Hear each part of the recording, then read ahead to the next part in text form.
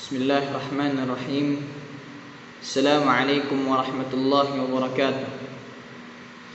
Alhamdulillahi ala ihsanih wa syukru lahu ala taufiqihi wa amtinanih.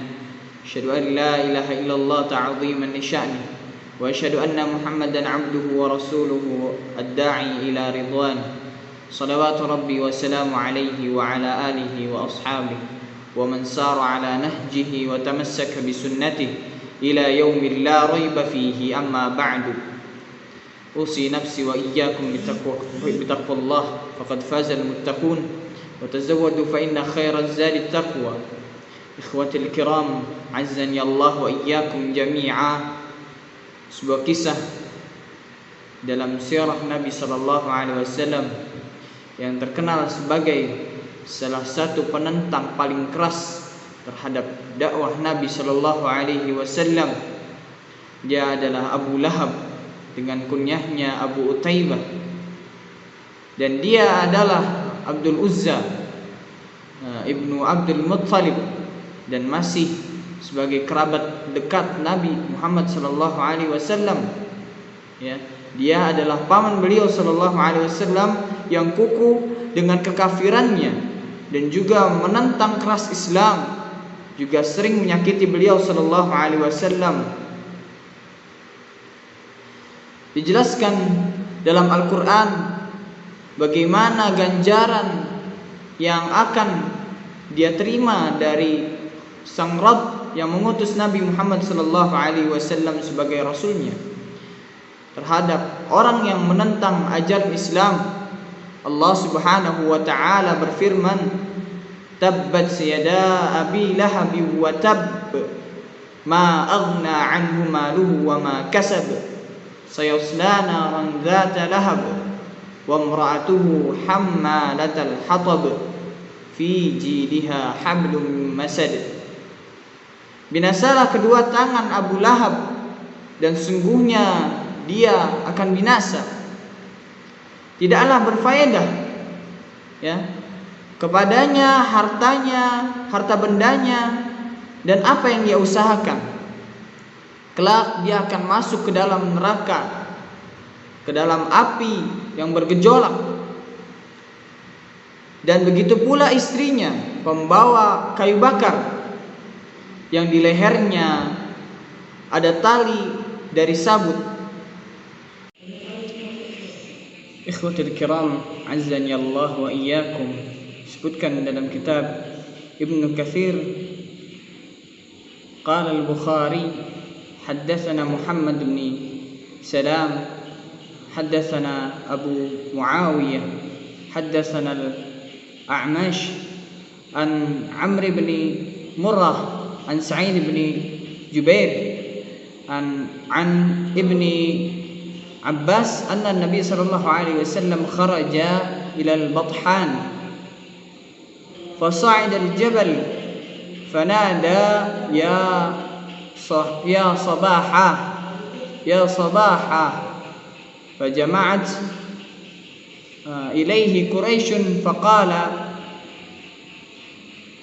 أرأيتم إن حدثتكم أن العدو مسبحكم أو ممسيكم أكنتم تصدقوني؟ فقال أبو لهب ألهذا جمعتنا تبا لك فأنزل الله تبت يدا أبي لهب وتب إلى آخرها. Imam Bukhari mengatakan, telah menceritakan kepada kami Muhammad ibn Salam, telah menceritakan kepada kami Abu Muawiyah, telah menceritakan kepada kami Al-A'mash, dan dari Amr ibnu Murrah, dari Sa'id ibnu Jubair, dan Ibnu Abbas, dari Ibnu Abbas bahwa Nabi sallallahu alaihi wasallam keluar menuju lembah Batha, lalu menaiki bukit yang ada padanya, seraya berseru, awas ada musuh di pagi hari ini. Maka orang-orang Quraisy berkumpul kepadanya, dan beliau bersabda, bagaimanakah pendapat kalian? Bagaimanakah pendapat kalian jikalau aku sampaikan berita kepada kalian bahwa sesungguhnya musuh akan datang. Musuh akan datang menyerang kalian di pagi hari atau di petang hari. Apakah kalian akan percaya kepadaku? Maka Quraisy pun menjawab, ya. Nabi SAW bersabda, maka sesungguhnya aku memperingatkan kepada kalian akan datangnya azab yang keras. Maka Abu Lahab berkata, silakanlah kamu wahai Muhammad, silakanlah kamu wahai Muhammad, karena inikah engkau mengumpulkan kami?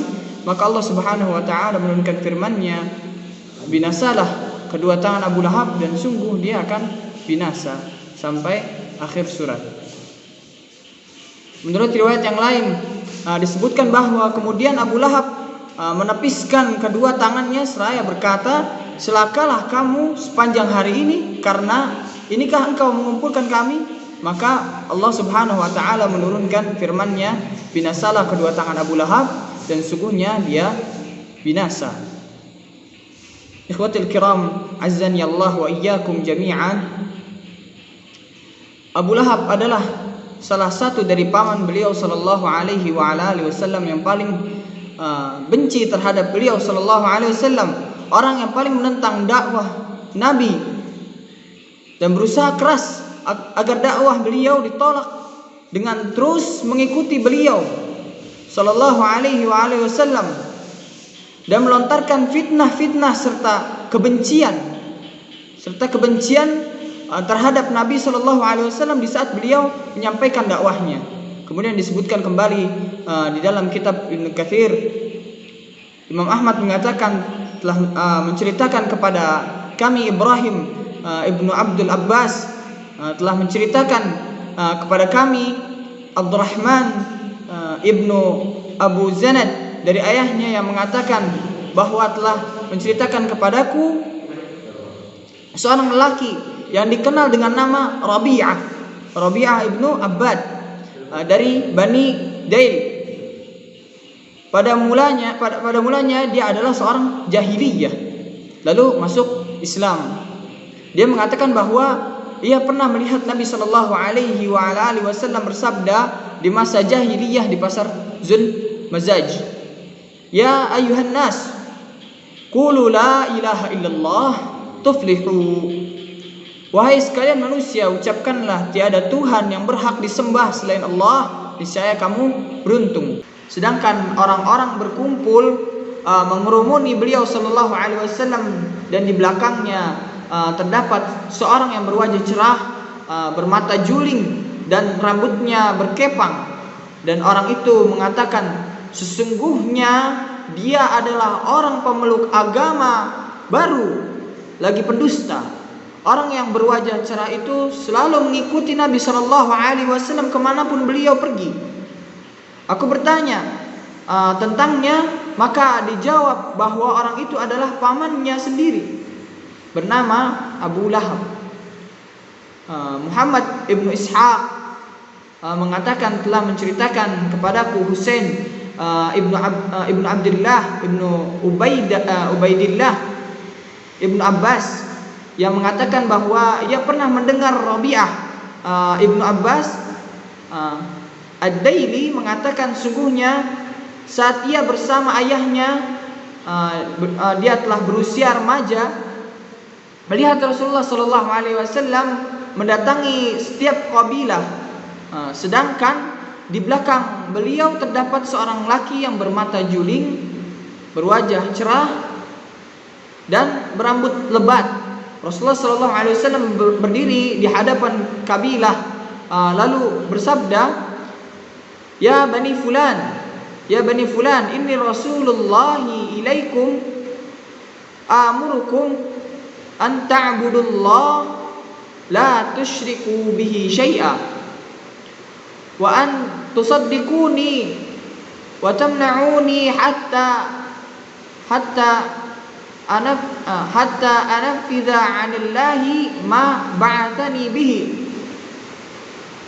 Wahai Bani Fulan, sesungguhnya aku adalah utusan Allah kepada kalian.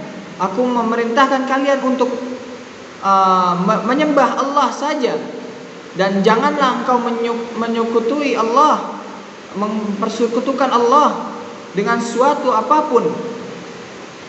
Benarkanlah aku, belalah aku hingga aku dapat melaksanakan semua yang diutus oleh Allah kepadaku. Apabila Rasulullah SAW selesai dari ucapannya, maka lelaki itu berkata dari belakangnya, wahai Bani Fulan, orang ini menginginkan agar kalian memecat Latta dan Uzza serta jin teman-teman kalian dari kalangan Bani Malik ibnu Aqyash, dan mengikuti bid'ah dan kesesatan yang disampaikannya, maka janganlah kalian dengar dan jangan pula mengikuti Nabi Muhammad SAW. Aku bertanya kepada ayahku, siapakah orang ini? Ayahku menjawab bahwa dia adalah pamannya yang dikenal dengan nama Abu Lahab. Imam Ahmad dan Imam Tabrani telah meriwayatkan pula dengan lafaz yang sama. Ikhwatil kiram, azani Allah wa iyyakum jami'ah. Itulah perbuatan Abu Lahab, sehingga Allah Subhanahu wa taala menurunkan firman-Nya surat Al-Lahab menjelaskan apa yang didapat dari seseorang yang menentang dakwah dan ajaran Nabi sallallahu alaihi wasallam, menyakiti beliau, memfitnah, membenci, memojokkan, mengolok-olok, juga meremehkan beliau sallallahu alaihi wasallam dan agama beliau yang agama Islam, dan agama yang beliau bawa sallallahu alaihi wasallam. Ibnu Katsir rahmatullah alaihi menjelaskan dalam tafsirnya, tafsir Al-Quran Al-Azim, surat Al-Lahab, Allah Subhanahu wa taala berfirman, tabbat yada abi lahab wa tabb, binasalah kedua tangan Abu Lahab, yakni merugi, kecewa, dan sesatlah, sia-sialah amal perbuatan dan usahanya. Wa tabb, dan sungguhnya dia akan binasa, yaitu sungguhnya dia celaka dan telah nyata merugi dan binasanya. Kemudian Allah Subhanahu wa taala berfirman, ma aghna anhu maluhu wa ma kasab, tidaklah berfaedah kepadanya harta benda dan apa yang dia usahakan. Ibnu Abbas dan yang lainnya mengatakan sehubungan dengan makna firman Allah Subhanahu wa taala dan apa yang ia usahakan, maksudnya adalah anaknya. Telah diriwayatkan juga hal yang semisal dari Aisyah, Mujahid, Atta Al-Hasan dan Ibnu Sirin. Telah diriwayatkan dari Ibnu Mas'ud bahwa ketika Rasulullah sallallahu alaihi wasallam menyeru kaumnya kepada iman, Abu Lahab berkata, jika apa yang disampaikan oleh keponakanku ini benar, maka sesungguhnya aku akan menebus diriku kelak di hari kiamat dari azab dengan harta dan anak-anakku. Maka turunlah firman Allah Subhanahu wa taala, tidaklah berfaedah kepadanya harta bendanya dan apa yang dia usahakan.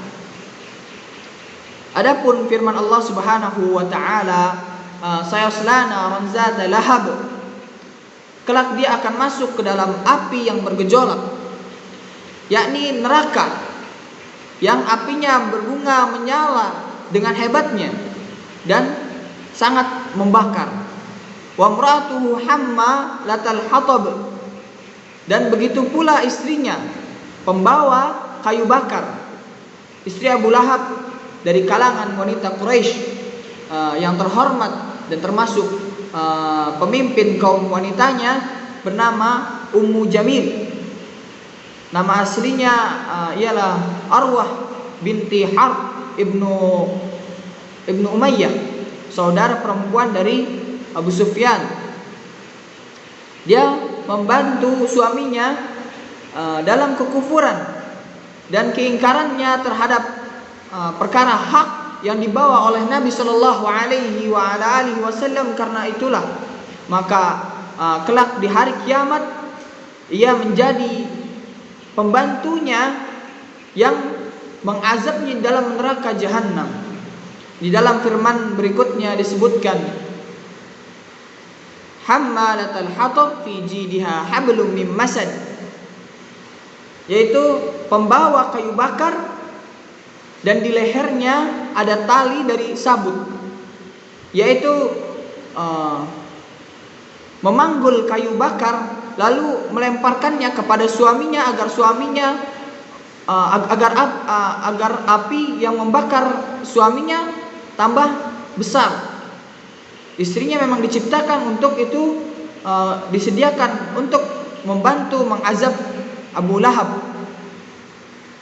Fi jidiha hablum mim masad, yang di lehernya ada tali dari sabut. Menurut Mujahid dan Urwah, makna yang dimaksud ialah berupa api neraka.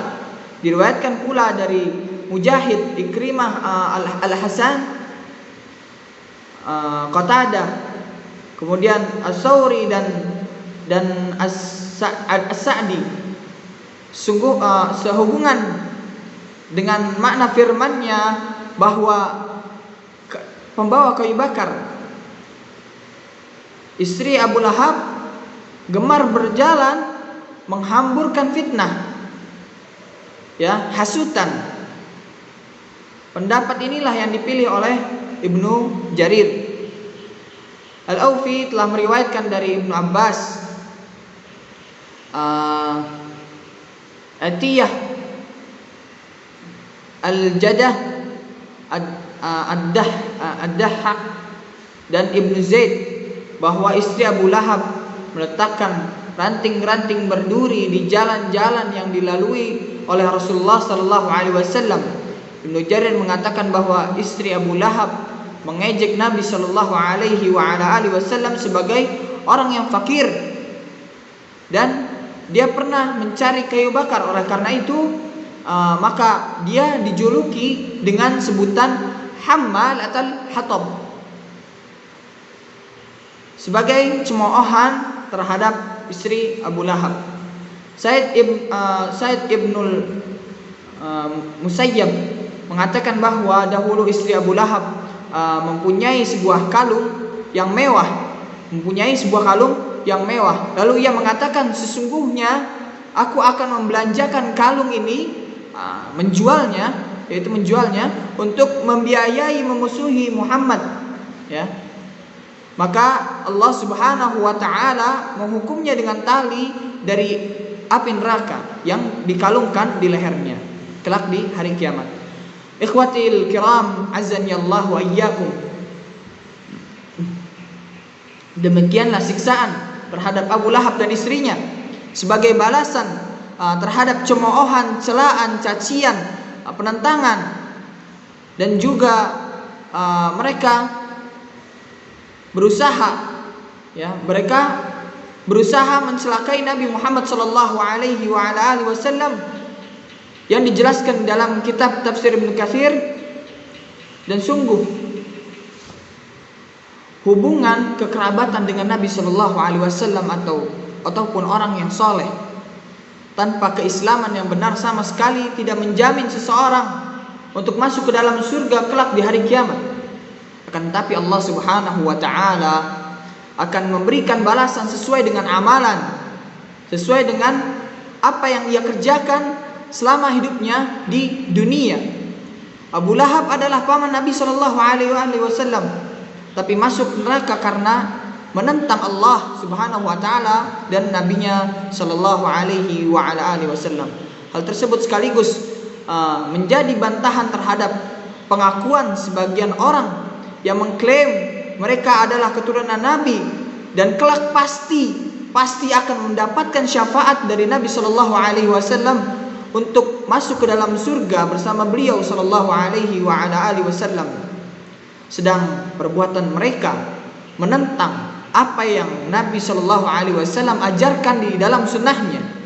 Dengan ini marilah kita meningkatkan iman dan ketakwaan kita kepada Allah Subhanahu wa Ta'ala, dan memperbaiki serta menyempurnakan amalan ibadah kita sesuai dengan apa yang Rasulnya ajarkan.